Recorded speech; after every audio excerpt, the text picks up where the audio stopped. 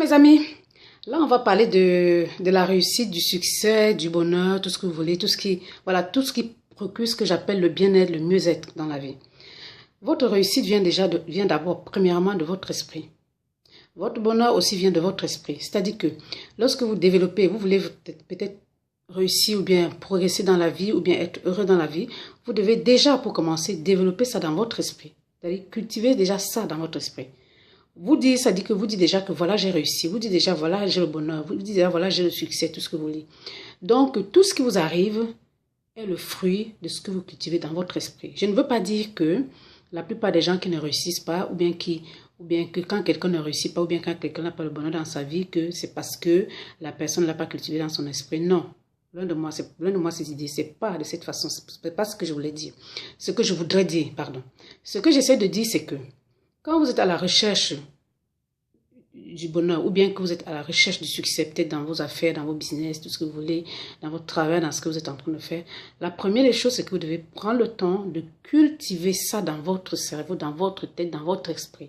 Donc, tout votre corps, votre esprit, tout ce que vous voulez autour de vous doit être imprégné de cette réussite-là. Donc, vous devez déjà vous projeter à cet endroit de la réussite. C'est-à-dire que c'est simple, c'est simple, oui et non. Peut-être pour moi c'est simple puisque j'essaie de vous expliquer ça. Ça veut dire que c'est comme si vous dites, je veux arriver à ce point Y là-bas devant. Dans votre tête déjà, vous devez déjà vous sentir comme si vous étiez à cet endroit-là, à ce point Y. Donc vous ne devez pas vous dire, il faut que j'arrive à ce point Y, je vais arriver à ce point Y, Non, non. Vous devez déjà dans votre esprit vous dire, je suis à ce point Y. Donc, pendant que vous êtes en train de faire vos concentrations, vos méditations, vos espoirs, espérer, tout ce que vous voulez, dans votre tête, vous devez déjà être là-bas, à cet endroit-là. Vous devez déjà miroiter, c'est-à-dire que dans votre esprit, vous vivez déjà cette réussite en fait. Vous la vivez comme si c'était déjà fait. C'est ce que j'appelle souvent, ce que j'écris souvent j'ai écrit dans un de mes livres là et tout, c'est le remerciement avant l'obtention. Pardon. C'est-à-dire que quand vous êtes en train de méditer, vous êtes en train de prier, vous êtes en train de demander ça, ce que vous demandez, vous ne demandez plus à un moment donné, c'est-à-dire que vous remerciez plutôt. Parce que pour vous, dans votre tête, c'est que vous êtes déjà là-bas. C'est-à-dire que vous dites merci. Je prends un exemple simple.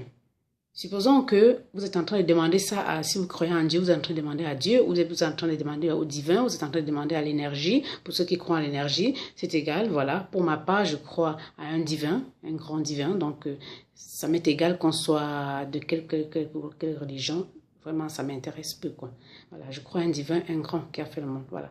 Ce discours, c'est pour dire que si vous croyez en Dieu, au Seigneur, à Bouddha, à Allah, vous croyez peut-être à l'énergie, voilà, tout ça.